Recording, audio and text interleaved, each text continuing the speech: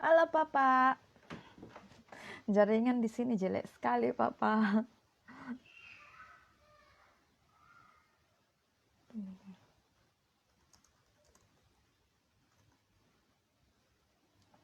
Hai Kak Iken, selamat malam.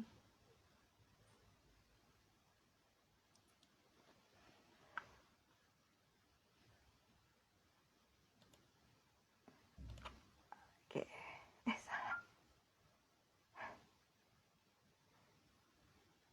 Oke. Kita tunggu Kak Nino masuk bergabung. Ini dimulai dari awal karena tadi itu jaringan jelek, jadi saya coba ganti jaringan.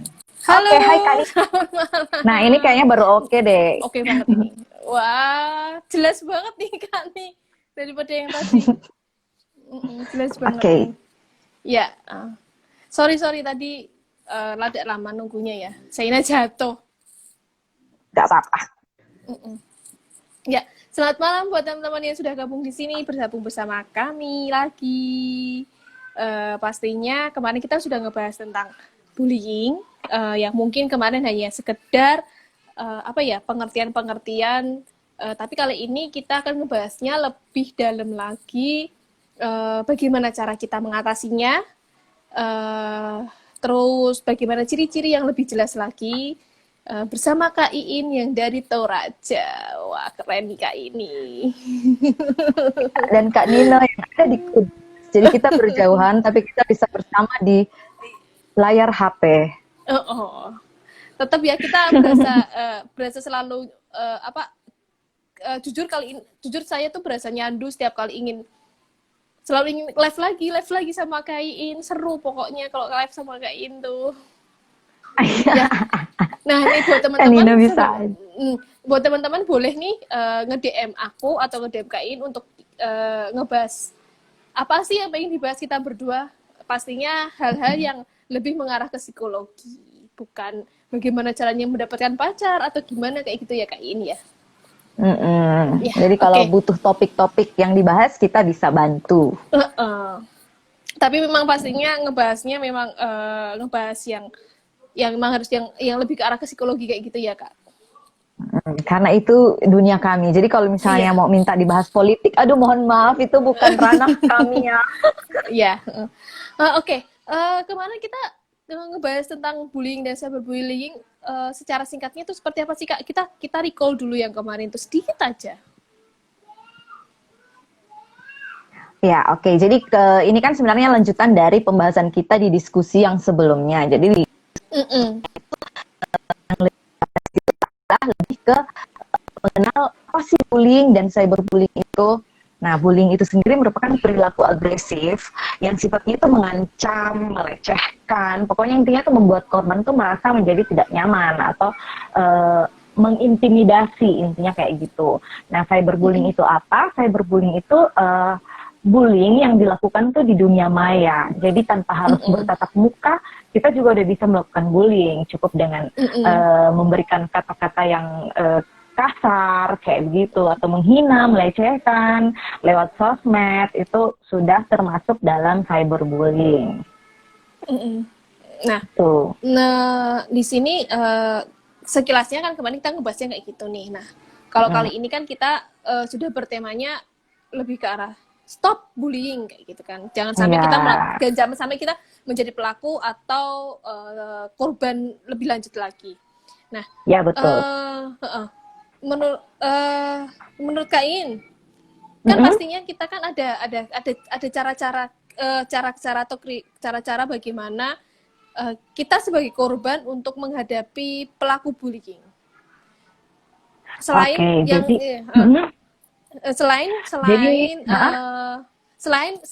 sepemahamanku, selain kita percaya diri, apalagi sih Kak kayak gitu?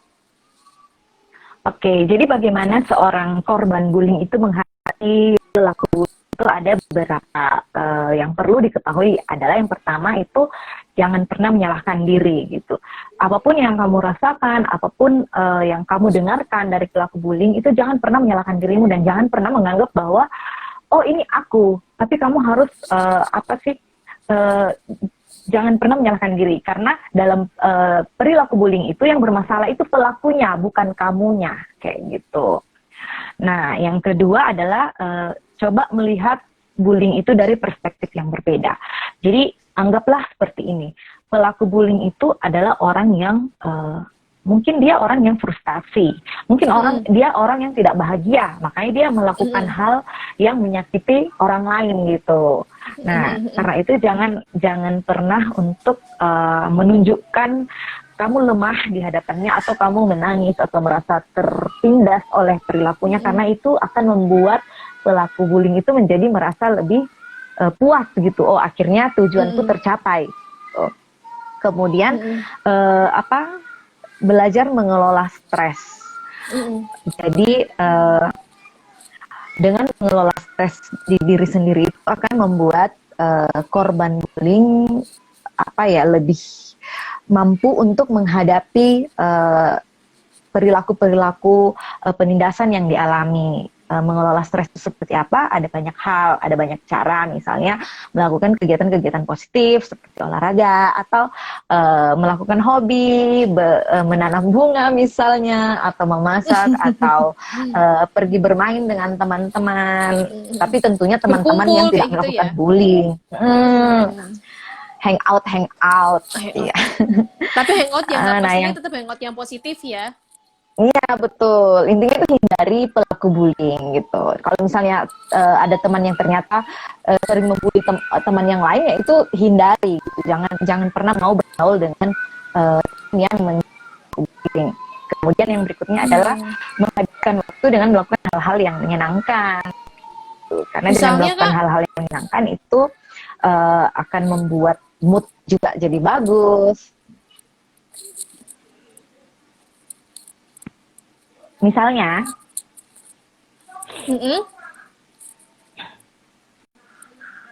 halo Kak Nino. Iya. Misalnya seperti apa menghabiskan waktu yang gimana? Kayak gitu, misalnya. Itu tadi udah. Menghabiskan. Tadi udah dipaparkan. Oh sudah. Sudah. Hal-hal yang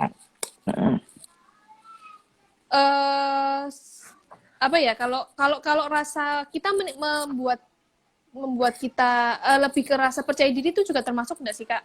Seperti yang aku tadi sebutkan.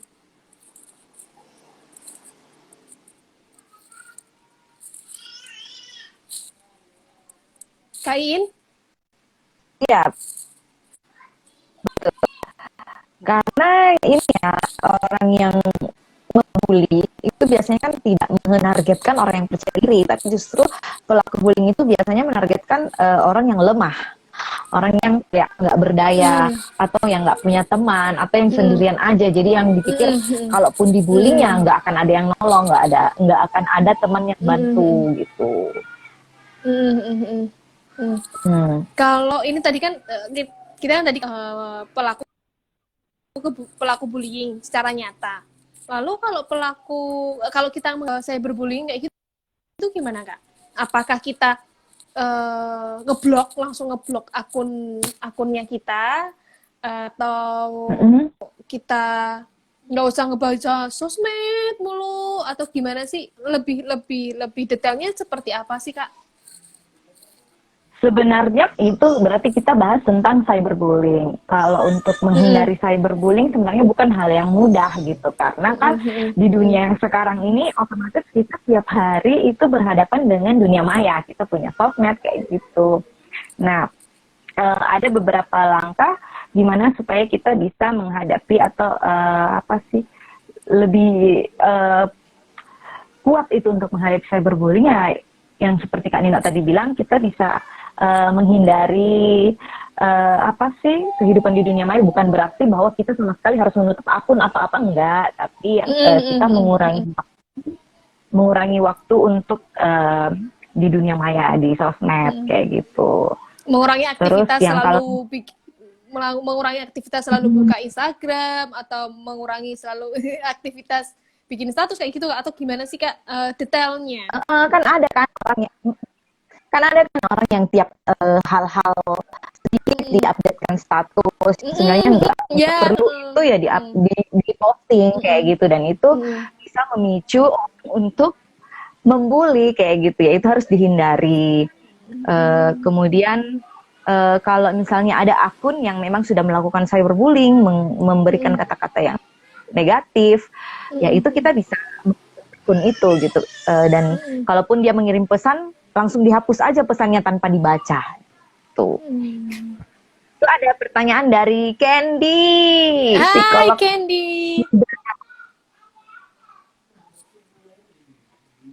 Kak, kalau bullying hati gimana? Gimana tuh bullying hati Kak Candy? Tolong dijelaskan. Kayak Kak Candy lebih paham tentang bullying hati. Ini berarti bullying hati berarti hatinya ditindas ya?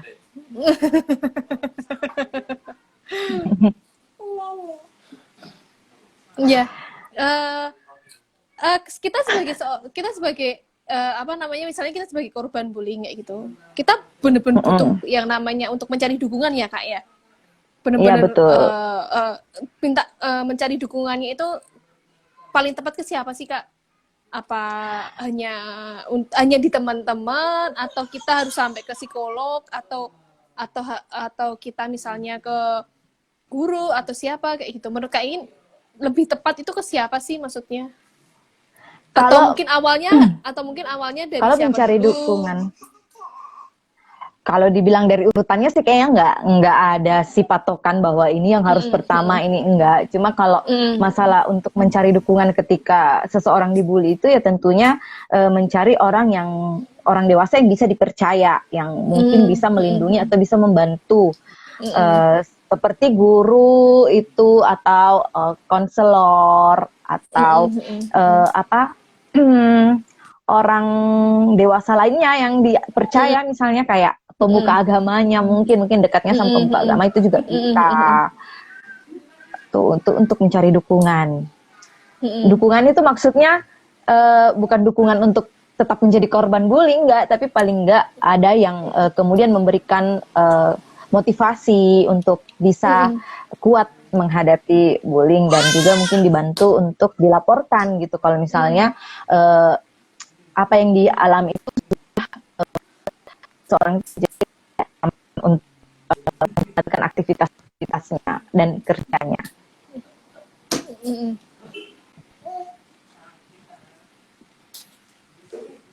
Gimana Kak Nino? Sudah terjawab ya? Terjawab. Pada dasarnya berarti bullying sama cyberbullying itu hampir sama ya Kak. Maksudnya untuk proses apa ya, proses menghadapinya kan cuma beda kurang lebih sama.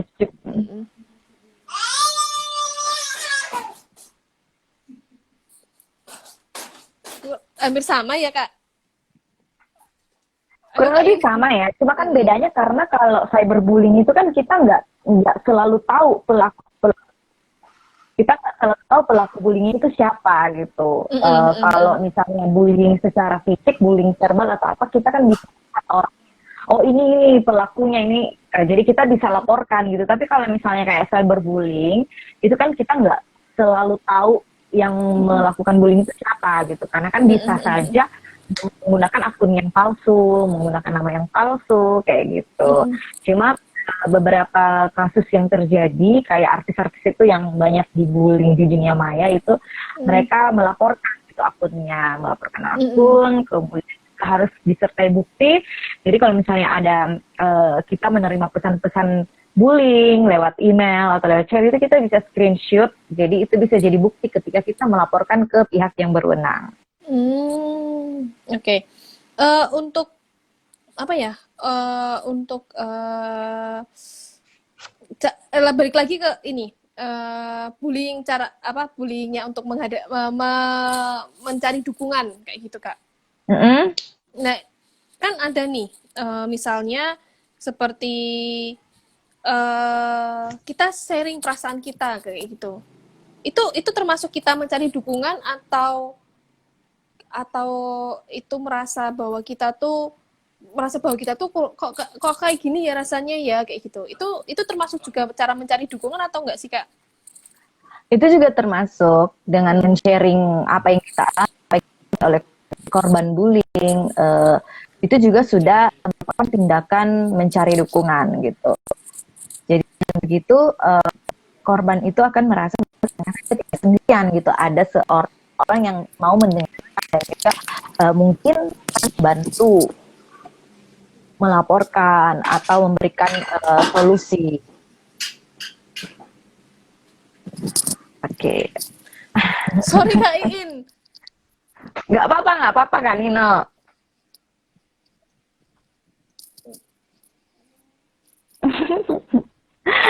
Emang punya anak rempong ya.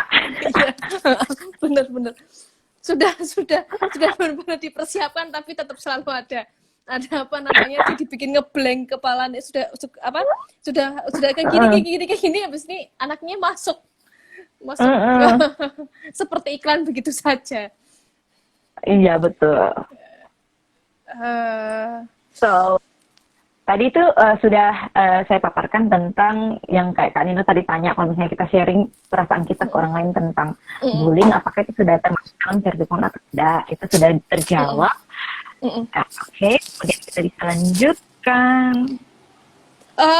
Ya ini, kayak misalnya seperti ada contoh-contoh yang ada beberapa hal yang pernah aku baca, bukan baca sih, lihat kayak gitu. Misalnya seperti menarik diri dari teman-temannya, lalu misalnya seperti nilai-nilai di sekolahannya jadi turun kayak gitu. Terus nggak mau sekolah, sampai nggak mau sekolah kayak gitu. Aku nggak mau kayak gitu. Aku takut ke sekolahan, sampai mungkin orang tuanya belum menyadari ya, mungkin sampai mungkin dipikirnya di situ ada apa atau gimana. Apakah itu juga gitu korban bullying atau cyberbullying kayak gitu nggak sih Kak? Itu singkat, maksudnya bukan singkatnya, sepenama Kapuku yang pernah aku lihat kayak gitu. Ya betul. Oke, itu tadi merupakan beberapa tanda-tanda anak yang menjadi korban bullying. Jadi sebenarnya biasanya sih anak yang menjadi korban bullying itu tidak dengan menceritakan kepada orang tua atau kepada guru atau ke orang-orang di sekitarnya bahwa dia mengalami perilaku bullying gitu. Karena ada banyak hal yang membuat anak itu ogah gitu ngasih tahu. Ya mungkin nanti takutnya karena dia sudah diancam, jadi jangan bilang siapa-siapa gitu. Itu mungkin anak takut. Terus yang kedua adalah takutnya nanti kalau misalnya dia ngadu ke orang tua, nanti orang tuanya malah ini nggak bolehin lagi pegang-pegang HP atau nggak bolehin lagi bergaul atau dikurung di rumah gitu. Itu bisa menjadi penyebab kenapa anak biasanya tuh enggan atau malas ngasih tahu orang-orang di sekitarnya kalau ternyata dia jadi korban bullying. Nah, oleh karena itu kita sebagai orang tua, sebagai orang dewasa itu harus lebih peka untuk melihat tanda-tanda seorang anak yang menjadi korban bullying. Nah, tadi beberapa yang sudah Kak Nino sampaikan itu sudah merupakan tanda-tanda. Nah, di sini itu sudah merupakan gejalanya. Nah, yang lebih jelasnya lagi tuh misalnya tadi itu menarik diri dari keluarga atau dari teman-temannya atau dari kegiatan yang sebenarnya tadinya tuh dia sekali, tapi tiba-tiba dia menarik diri, dia nggak mau gitu. Iya. Itu bisa tiba-tiba jadi orang yang suka main, bukan suka main, maksudnya berkumpul kayak gitu. Tiba-tiba langsung di situ tiba-tiba nggak mau main kayak gitu. Terus sampai ke sekolah pun kadang juga takut kayak gitu. Terus nilai-nilai jadi turun. Dan di sisi lain itu juga ini nafsu makan. Ternyata yang aku lihat tuh juga ada nafsu makan yang sampai nggak menurun kayak gitu sih Kak, kayak gitu. Dan itu memang termasuk dari ciri-ciri korban bullying? Ya, itu sudah merupakan tanda-tanda. Terus yang tadi seperti yang bilang mengalami penurunan nilai, itu penurunan nilainya itu karena alasan yang tidak bisa dijelaskan. Jadi kan kalau dicari tahu nih kok nilainya turunnya, itu kita nggak bisa dapat kenapa gitu. Kalau misalkan ada banyak juga kan nilai turun karena kebanyakan main, nilai turun karena emang malas belajar, itu beda gitu, beda sama yang tanda-tanda korban bullying. Kalau yang korban bullying itu mengalami penurunan nilai itu nggak kedetek gitu, kenapa kok bisa nilai-nilainya turun. Dan padahal si anak ini memang rajin belajar ya, atau mungkin memang si anak ini misalnya memang pandai kayak gitu. Tapi kenapa tiba-tiba sampai bisa menurun kayak gitu kan? Terus yang tanda berikutnya itu menolak, tiba-tiba tuh nolak ke sekolah atau nolak ngikutin kegiatan kelompok yang ada teman-teman yang lain, tiba-tiba terus menunjukkan perubahan suasana hati yang ekstrim, terus pola tidurnya berubah banget, terus nafsu makannya juga langsung berubah, perilakunya juga kelihatan yang tadinya aduh sorry ada yang jatuh, jadi tadinya tuh anaknya mungkin aktif, tiba-tiba anaknya suka di kamar aja, ngurung diri, itu juga Bisa nggak sih Kak? Bisa nggak sih Kak kayak gitu tuh sampai bikin stres kayak gitu? ya bisa banget gitu. Apalagi kalau si anak yang jadi korban bullying itu memendam itu sendirian gitu, jadi dia menghadapi sendirian. Kemudian Ya, ini yang berikutnya itu adalah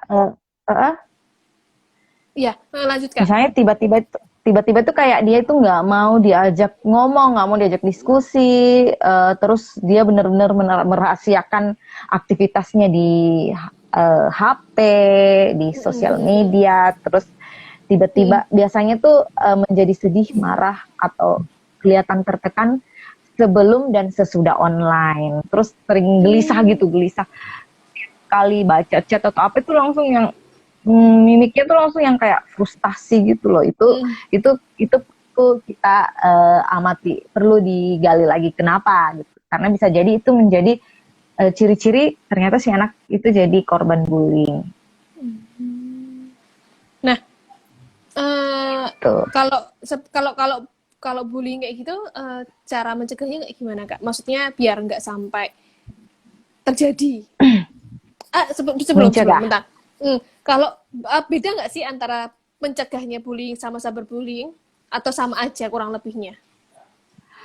Sebenarnya sih ada perbedaan sih, karena kalau misalnya cyberbullying kan kita di dunia maya. Nah kalau bullying itu kita bertatap muka. Nah yang membedakan itu adalah kalau misalnya bullying secara langsung, cara untuk menghindari menghindari ya kita menghindar dari pelakunya, menghindar, mungkin kita teman, jangan menghindari suasana di mana kita tuh sendirian aja, karena kan biasanya pelaku bullying itu kan menargetkan seseorang kalau orang itu lagi sendirian.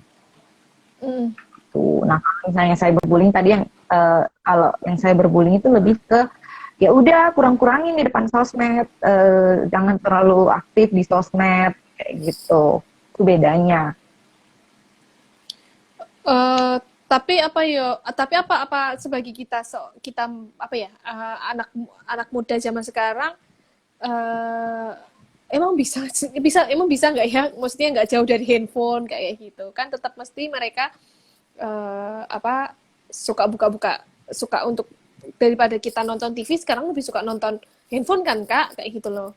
Iya benar. Ya itu jadi ya tipsnya buat orang tua itu ya nggak apa-apa anak dikasih gadget atau bermain di sosmed nggak apa-apa, tapi ya kita harus juga punya sikap yang tegas gitu, bahwa boleh main di sosmed tapi kasih orang tua passwordmu dan memastikan ke anak bahwa selama kamu online atau kalau aktivitasmu di dunia maya itu dipantau loh, kamu tuh dipantau dengan siapa kamu chattingan, dengan siapa kamu bergaul, kamu bisa mengenal orang itu dari mana gitu. Harus dipantau. Emang sih pasti anak itu akan tidak suka gitu, benci banget kalau sampai orang tuanya kepo, tapi ya itu konsekuensi harus gitu.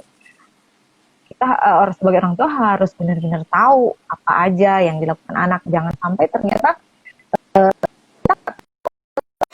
anak jadi korban bullying atau ternyata anaknya itu menjadi pelaku bullying. Jadi orang tua harus tetap campur gitu, harus kepo. Keponya tetap harus kepo, kepo yang jangan sampai berfaedah. Juga jangan sampai. Nah, ini tadi kan kita ngebahas tentang korbannya tuh. Ternyata ini banget ya Kak,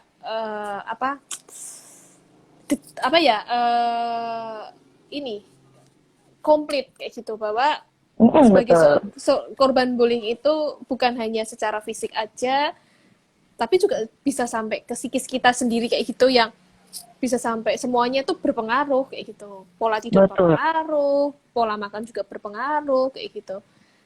Sampai akhirnya bisa stres dan akhirnya bisa sampai ke bunuh diri kalau yang sampai fatal yang seperti kita bahas kemarin. Ternyata dampaknya besar ya Kak kayak gitu. Banget. Lah, Betul, dampaknya itu bisa berpengaruh ke psikis, emosi, fisik, itu bisa. Nah, kalau kita sebagai orang yang sudah dewasa nih, kan nggak melulu anak-anak yang selalu jadi korban bullying kan, kita juga bisa jadi korban bullying. Itu juga Betul. bisa akan mempengaruhi hubungan suami istri, maksudnya maksudnya tuh rumah tangganya bisa jadi cekcok kayak gitu kan Kak.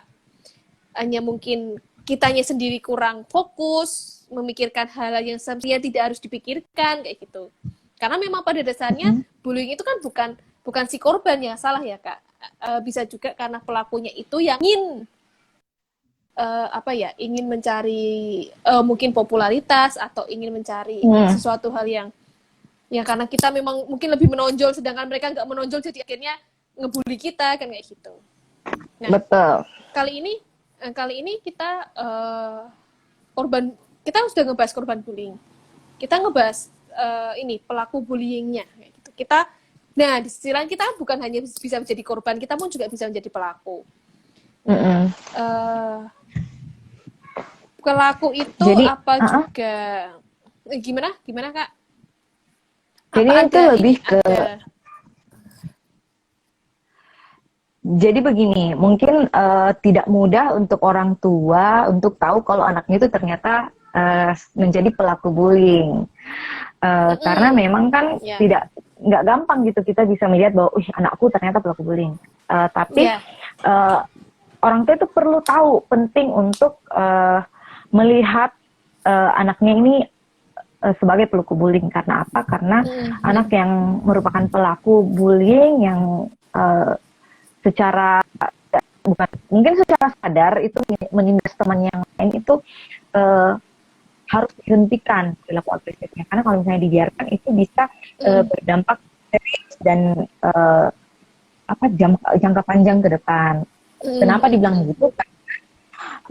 Anak yang menjadi pelaku bullying itu berpotensi untuk banyak melakukan pelecehan secara seksual, fisik, itu kalau misalnya dibiarkan aja gitu, bisa berpotensi juga untuk terlibat dalam penggunaan narkoba dan obat-obat terlarang. Terus akan lebih sering terlibat dalam perkelahian gitu, merusak barang-barang, atau bisa juga berakhir dengan putus sekolah gitu. Karena kan di mana-mana sekolah itu kan punya peraturan. Nah, kalau misalnya si anak ini suka fisik, suka berkelahi atau suka mukulin anak orang, ya tentunya pasti sekolah punya aturan tegas untuk mengeluarkan anak. Nah, kalau misalnya si pelaku ini di setiap sekolah melakukan tindakan seperti itu kan ujung-ujungnya bisa berakhir dengan ya putus sekolah, karena nggak ada sekolah lagi yang mau menerima. Nah, jangka panjangnya apa?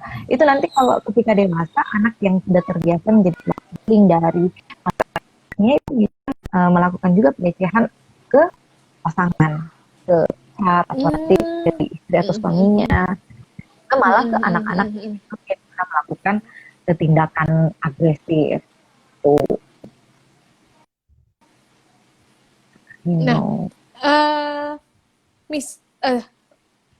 Misalnya kalau itu kalau kita punya anak nih yang tidak mampu atau merasa kesulitan untuk mengelola emosi, sakit hati, itu apa juga akan mempengaruhi dia sebagai pelaku bullying? Apa mungkin? Kalau mungkin, apakah mereka butuh untuk ke konselor atau kayak gimana, Kak? Iya, betul saya Kak Nino, bahwa biasanya pelaku bullying itu kan merupakan orang yang mungkin itu tidak bisa mengelola emosinya gitu. Jadi kalau orang tua menyadari bahwa ternyata anak-anak ini tidak bisa bisa mengontrol emosinya, tidak bisa mengontrol kemarahannya, kekecewaannya, sakit hatinya, dan melakukan tindakan-tindakan agresif. Orang tua bisa kemudian menemui terapis atau psikolog juga bisa untuk konsultasi lebih jauh agar bisa membantu si anak mengontrol emosinya. Karena kenapa anak yang tidak bisa mengontrol emosinya dengan sehat itu bisa berdampak bukan cuma untuk diri sendiri, tapi juga bisa berdampak buruk buat orang lain, merugikan orang lain. Jadi perlu untuk ditangani.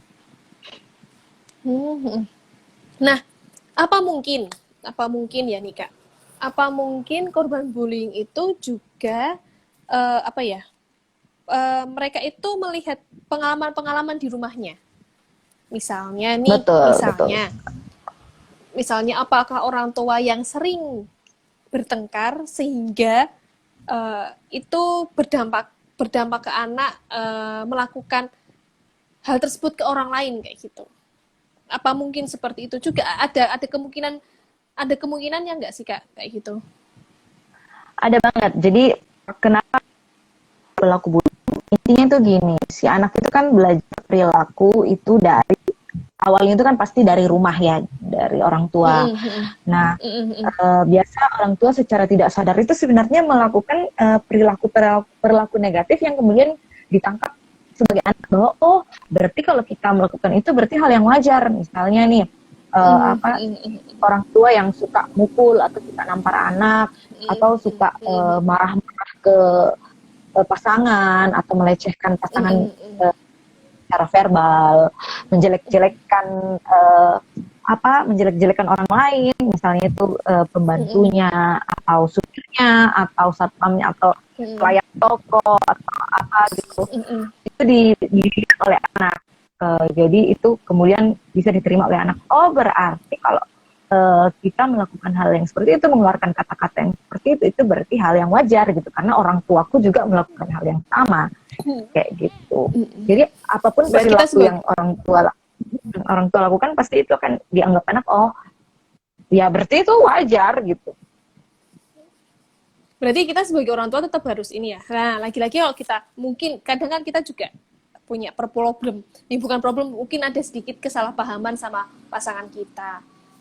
Jangan sampai ketika kita itu berbeda pendapat, jangan sampai tahu kan kayak gitu. Maksudnya tetap kita bisa menahan dulu untuk nanti deh kita buat ngobrol atau berbeda pendapat untuk untuk menyampaikan apa yang permasalahan tadi, anak-anak biar hidup dulu misalnya seperti itu ya Kak. Jadi biar nggak terlalu anak-anak berpikir bahwa seperti ini boleh ya kan kayak gitu. Ya, betul. Atau mungkin karena kita itu sebagai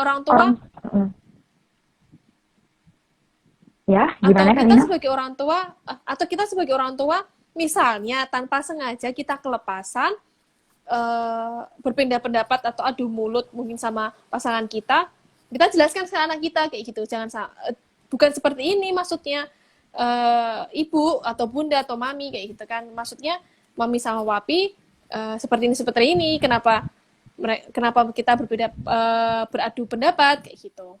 Itu juga akan meminimalisir untuk anak sebagai anak menjadi korban bullying, menjadi pelaku bullying kan Kak?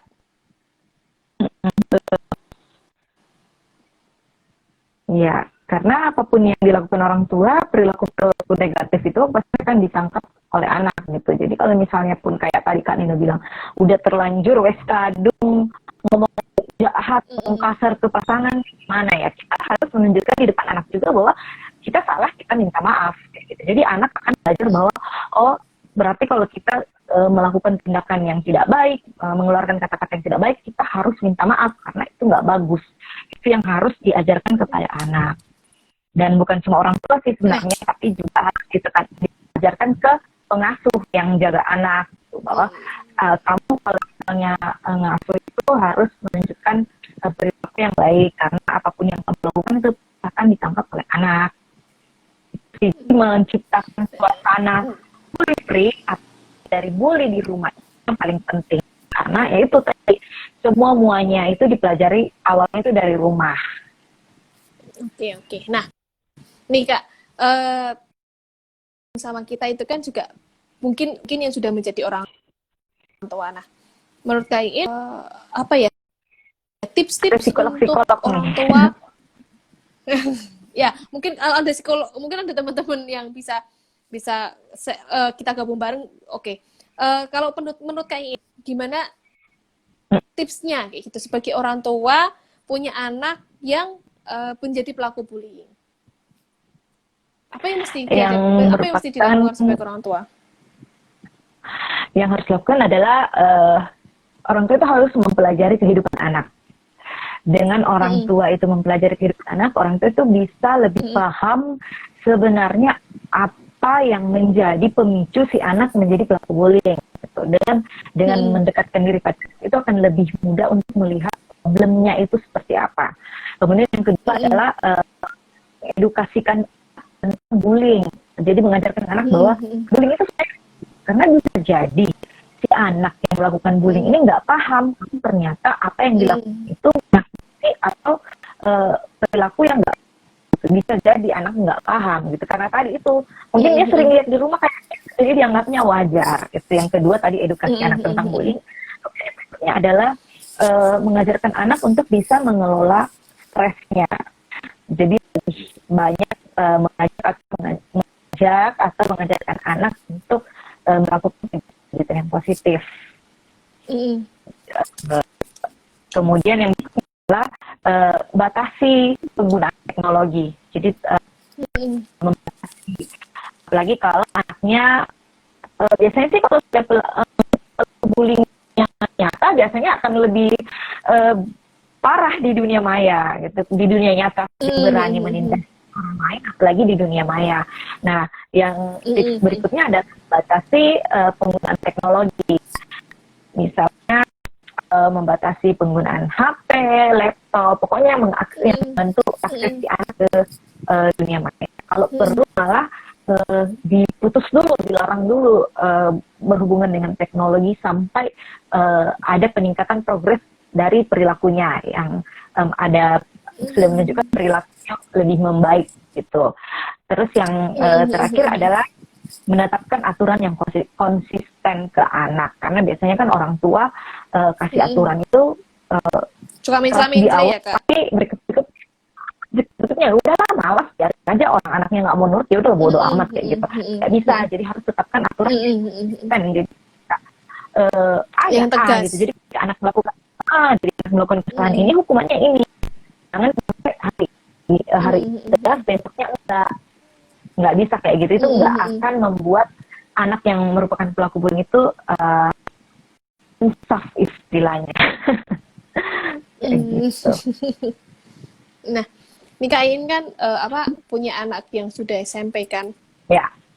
Pernah nggak sih anaknya Kak Iin jadi korban bullying kayak gitu? Lalu lantas Kak Iin sebagai orang tua gimana menghadapinya? Okay. Kalau iya, iya ini iya. Jadi sebenarnya pernah jadi korban bullying karena ya itu sempat ngeluh gitu sama temanku kalau aku ini pasti diledekin gini. Terus ya saya sebagai orang tua kemudian nanya, kamu kalau temanmu kayak gitu kamu gitu juga nggak? Kalau kamu gituin temanmu, kamu juga akan digituin temanmu yang lain. Jadi kalau misalnya kamu nggak mau diperlakukan kamu juga harus tetap berbuat baik. Jadi saya mengajarkan ke si kakak ini untuk kamu harus memperlakukan orang lain seperti kamu ingin diperlakukan gitu. Nah kalau aku juga saya juga tegaskan bahwa kamu sadar nggak, kamu juga sering bully loh dunia maya. Kamu biasa pernah ngatain KKI kayak gitu lah, kamu pernah ngatain nah itu bully. Makanya kalau misalnya nih nanti kamu juga jadi artis terus kamu dibully-bully gitu, suka nggak? Enggak, ya udah berarti jangan begitu juga. Tapi kan lucu, bunda lucu. Iya lucu, tapi kan kalau yang dia baca pesanmu itu sakit hati nggak? Iya sakit hati, udah kalau gitu jangan. Intinya tuh perlakukan orang lain sama dengan kamu ingin diperlakukan walaupun di dunia maya, walaupun nggak ketemu langsung. Iya, betul. Tetap saling menghargai kayak gitu ya Kak. Ya, betul. Jadi mengajarkan nilai ke anak untuk menghargai orang lain gitu, dan kasih tahu bahwa semua orang itu nggak ada yang sempurna.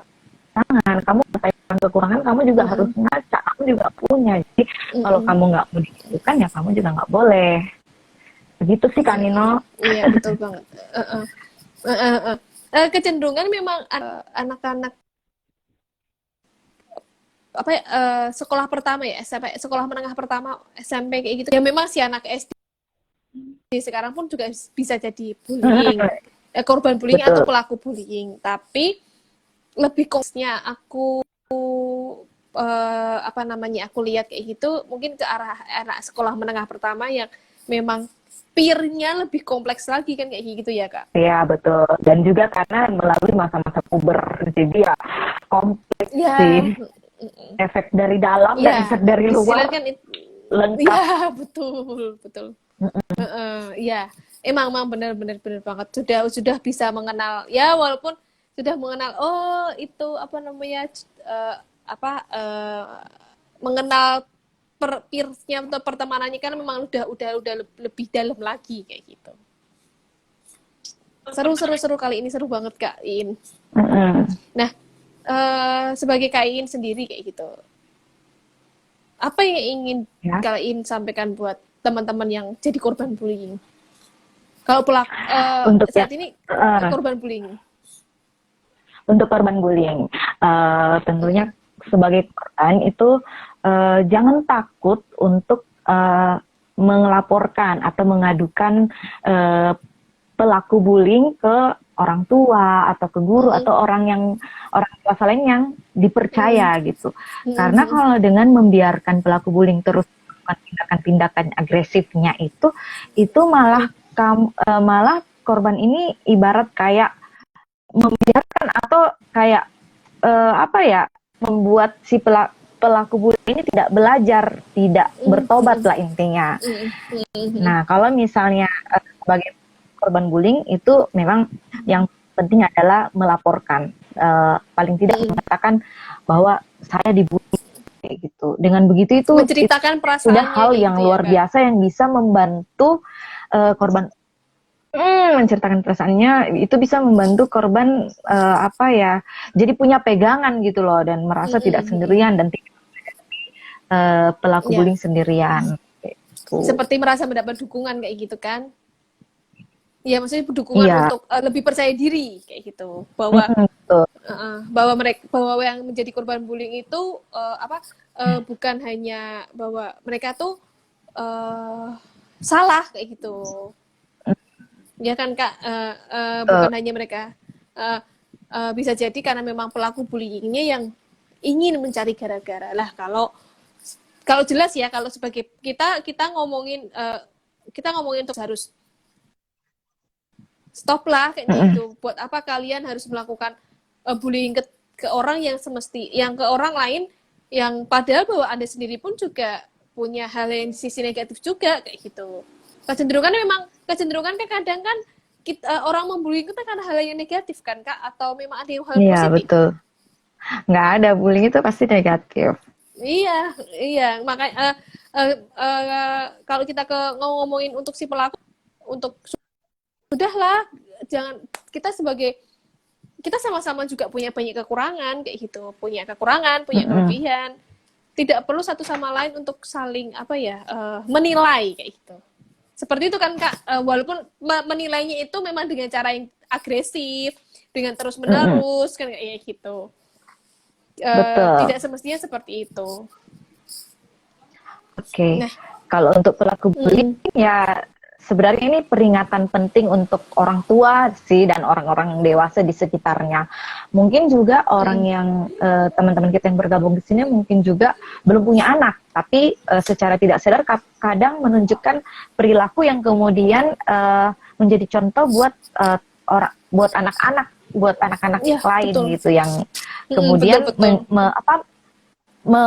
memicu si anak kemudian melakukan bullying. Jadi kalau dari saya sih yang paling penting itu kepada orang tua gitu. Kalau kamu kalau parents ini nggak mau punya anak korban bullying atau pelaku bullying, ya ciptakanlah situasi suasana yang penuh dengan kedamaian dalam arti ajarkan anak untuk menghargai orang lain, ajarkan anak Iya, untuk betul bisa sekali. menerima kekurangan orang lain, gitu. Dan ajarkan anak untuk tidak mencela atau menertawakan kesalahan orang lain kayak gitu. Itu Iya, yang paling betul. penting sih untuk orang tua ini, orang tua dimanapun pahami. Iya, betul banget. Memang harus seperti itu ya. Nah, kalau Iya. sudah seperti itu pastinya damai banget, Kak. Damai banget, ya Hmm. nggak sih? Dengan begitu baru kita bisa stop bullying, benar-benar stop bullying. Iya, Dimulai dari iya, kita betul, dulu, betul. dimulai dari orang tua dulu. Iya, betul banget. Setuju, betul. Betul banget. Dari kita sendiri dulu, tidak, Iya, ketika kita, bisa jadi kayak gitu, ketika kita jadi korban, kita pun juga nggak boleh ya Kak, untuk balas dendam ke orang lain, nggak untuk boleh. melakukan bullying juga kan kayak gitu. Nggak boleh. Iya, No, no, betul. no, no. Ya. Betul.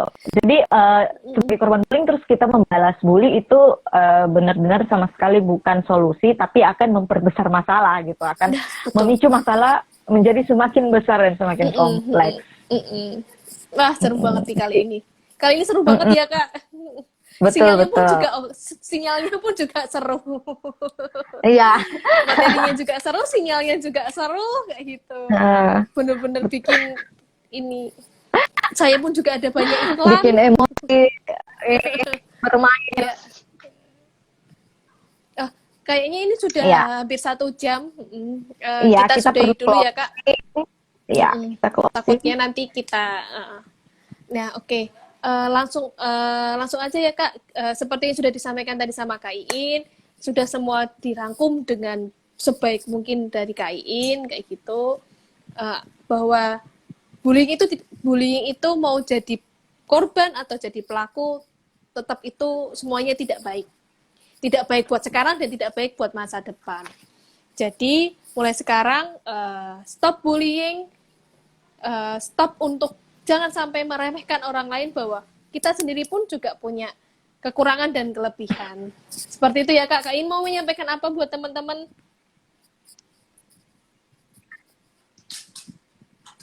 Oke, sebagai closing, saya mau menyampaikan bahwa untuk orang tua dimanapun, atau yang mungkin saudaranya jadi korban atau pelaku bullying,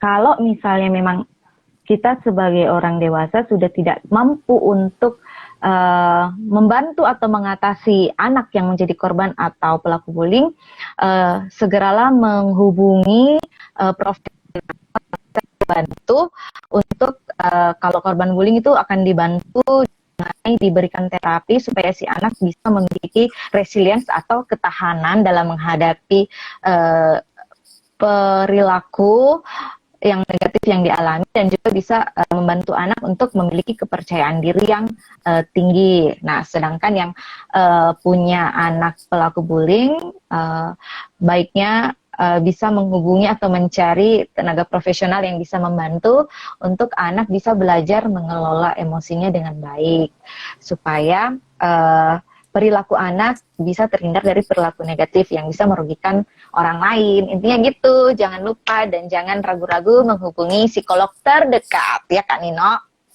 Kalau di Toraja jangan lupa hubungin Kak Iin. Dan di Kudus, yang di Kudus dan sekitarnya bisa calling Kak Nino. Bisa. Kami akan membantu. Agar dunia kita ini benar-benar terhindar dari yang namanya bullying, walaupun tidak bisa 100%, tapi paling tidak kita sebagai orang-orang yang waras, sebagai orang yang aware terhadap kesehatan mental, kita bisa memulainya untuk stop bullying. Betul banget. Oke. Seperti yang sudah kita sampaikan tadi, terima kasih buat teman-teman yang sudah gabung di sini. Ya, lagi-lagi kalau teman-teman ingin ngebahas apa sih kayak gitu. Kemarin ada sih Kak yang ngebahas pengen hipnoterapi. Kak In, aku bilang mungkin kita butuh yang namanya benar-benar ahli hipnoterapi kayak gitu. Terus ada lagi teman-teman ini yang hubungin buat ini Kak, gimana caranya mencegah menghadapi anak yang tantrum. Menghadapi anak yang tantrum. Terus itu bisa menjadi next topik kita. Oke, oke. Sama ini ada lagi, bagaimana menghadapi anak yang ini suka menunda-nunda menunda-nunda pekerjaan sekolah atau pekerjaan kayak gitu. Prokrastinasi. Iya, kayak gitu. Itu kebetulan merupakan topik tesisku, jadi ya. Wah, wah, seru, seru, seru, seru, seru, seru. Itu kapan-kapan kita bahas lah. Kita bahas ya. Oke. Kita luangkan Next waktu. stop next. Iya, ternyata banyak luangkan waktu. Ya, kalau ada teman-teman yang ingin mungkin teman-teman psikolog yang ingin gabung sama kita, mungkin sama Kak Iin atau sama aku, boleh-boleh aja. Iya kan Kak Iin? Boleh, boleh. Boleh-boleh banget kayak gitu. Kita ngebahas yang pastinya ngebahas yang tema-tema yang sekiranya memang apa ya, yang nggak terlalu kontroversi banget gitu. Bahasanya kontroversi. Ya. Oke. Kali ini terima kasih Kak Iin. Terima kasih Kak Nino. Waktunya kayak gitu. Sampai jumpa lagi Kak Iin di topik-topik yang sampai lebih ketemu. Keren lagi. Salam Oke. buat semuanya. Salam untuk semua di sana di Kudus. Dah. Dah.